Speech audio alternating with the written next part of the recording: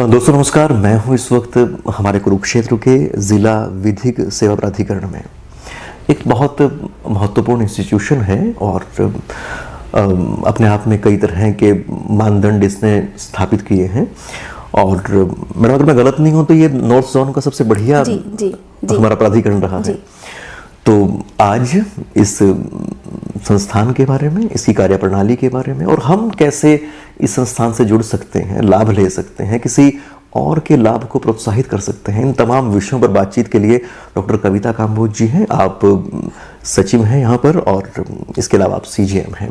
तो मैडम, आपका हार्दिक स्वागत है। धन्यवाद। Thank you. मैम, आप एक तो ये बताएं कि असल में ये ऑफिस है क्या, किस तरह का प्राधिकरण है, इसकी स्थापना कैसे होती है और ये क्या क्या काम करता है? जी, जैसा कि विकास जी ने अभी कहा कि जिला विधिक सेवा प्राधिकरण इस संस्था का नाम है। तो इसके जो ये चारों शब्द हैं, जिला विधिक सेवा प्राधिकरण, ये शब्द ही बताते हैं कि ये क्या संस्था है। पहला ये कि ये एक जिले में काम करता है, जैसे कुरुक्षेत्र विधिक सेवा प्राधिकरण कुरुक्षेत्र जिले में काम करता है। दूसरा शब्द इसमें जो इसमें इस्तेमाल हुआ वो है विधिक।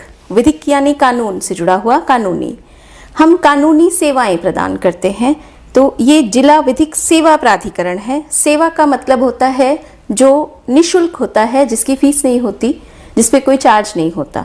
हम इस तरह की सेवाएं प्रदान करते हैं, उस तरह की सर्विसेज देते हैं जो निःशुल्क हैं, जो फ्री ऑफ कॉस्ट हैं और जो पूरे जिले में जिन लोगों को उसकी ज़रूरत है उन तक हम वो सर्विसेज पहुंचाते हैं। ये उन्हीं के लिए प्राधिकरण काम करता है जी। अब ये जो प्राधिकरण है, इसमें कौन लोग हैं जो जुड़े हुए हैं? इस प्राधिकरण में मैं चीफ जुडिशियल मैजिस्ट्रेट या सेक्रेटरी के तौर पर काम करती हूँ। यहाँ पर हमारे साथ हमारा स्टाफ जुड़ा हुआ है और आम लोगों पर पहुँच पाने के लिए हमारे साथ जुड़े हुए हैं कुल 50 वकील और 50 पैरालीगल वॉलंटियर। ये वॉलंटियर्स काम करते हैं फील्ड टू फील्ड जाकर, गांव से गांव जाना, स्लम एरिया जाना, क्योंकि ये लोग यहाँ के लोकल होते हैं। इन्हें पता होता है, इन्हें जानकारी होती है कि कहाँ कौन कैसे रह रहा है, क्या ज़रूरतें हैं, किस पर्टिकुलर एरिया में क्या प्रॉब्लम चल रहा है। तो ये चीज़ें पैरालीगल वॉलंटियर्स हम तक लाते हैं। उसमें जितना भी कानूनी रूप से जो चीज़ें चलानी होती हैं उसको हमारे एडवोकेट्स टेक ओवर कर लेते हैं और वहाँ से वो कोर्ट तक उन चीज़ों को ले जाते हैं और उन लोगों को कोई परेशानी नहीं होती क्योंकि ये फ्री ऑफ कॉस्ट है। यानी कि एक पूरा का पूरा ढांचा है इसके लिए। जी। अच्छा मैम, आप तो एक तो ये बताएं कि इसमें एक शब्द आता है विधिक। जी। तो किन चीजों का मतलब विधिक हुआ?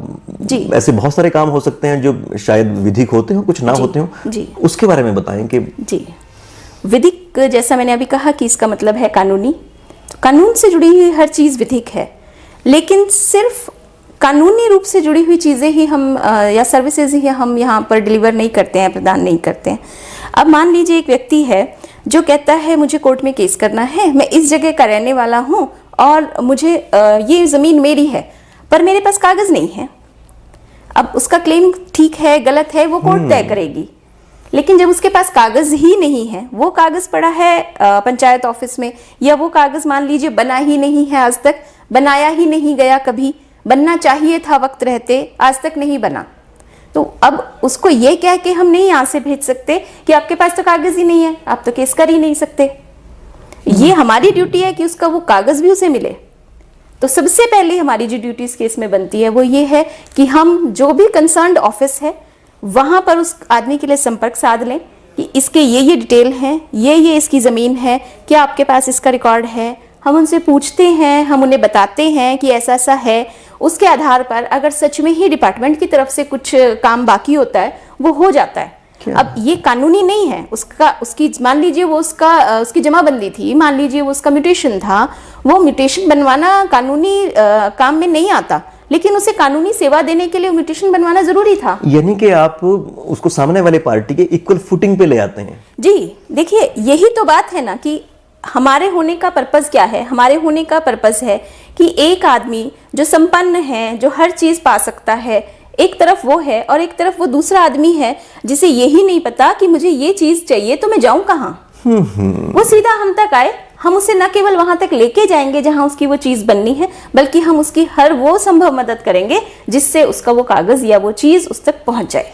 मैम आपने तो बहुत ही महत्वपूर्ण बात बताई, पर अब मैं आपसे जानना चाहूँगा कि जैसे आपने एक उदाहरण दिया जमाबंदी का, ऐसे और कौन कौन से केसेस हैं जो आपके पास यहाँ पर आते हैं, आप उनका सहयोग करते हैं? जी, इस तरह से हमारे पास जैसे कुरुक्षेत्र में विकलांग बच्चे हैं, वो स्कूल नहीं जाते हैं, ये मुद्दा हमारे पास अभी एक नया आया है। इस पर हम काम भी कर रहे हैं, एजुकेशन डिपार्टमेंट से हमने संपर्क भी कर लिया है कि कुछ बच्चे हैं जो स्कूल जाना चाहते हैं पर या तो वो फिजिकली या मेंटली चैलेंज्ड हैं, तो उनके लिए कुछ किया जाए, क्योंकि वो बच्चे घर पर बैठे हुए हैं। कुछ कितना परसेंटेज है डिसेबिलिटी का वो डिफर करता है, वो अलग अलग है। कोई बच्चा हो सकता है समझ पा रहा है कि ये क्या शब्द लिखा है, कोई बच्चा हो सकता है कि समझ ही नहीं सकता, कोई बच्चा हो सकता है कि उसे अगर कुछ सिखाया जाए वो सीख लेगा, कोई बच्चा इस लेवल पे है कि उसे कुछ सिखाया ही नहीं जा सकता। तो डिसेबिलिटी के लेवल अलग अलग है, लेकिन अगर बच्चा डिसेबल्ड है और वो कुछ कर सकता है, वो सीख सकता है, तो क्यों ना वो स्कूल चला जाए। यानी कि मैम आपने तो जो उदाहरण दिया उससे लगता है कि आप तो ये देखते हैं कि समाज में कहीं भी जरूरत है, जी जी जी, कहीं तो सेवा की जरूरत है, सेवा की जरूरत है, हाँ, तो आप उसमें तलाशते हैं मौका। हम सिर्फ एक पुल की तरह काम करते हैं डाउन रोडन पीपल और सरकार की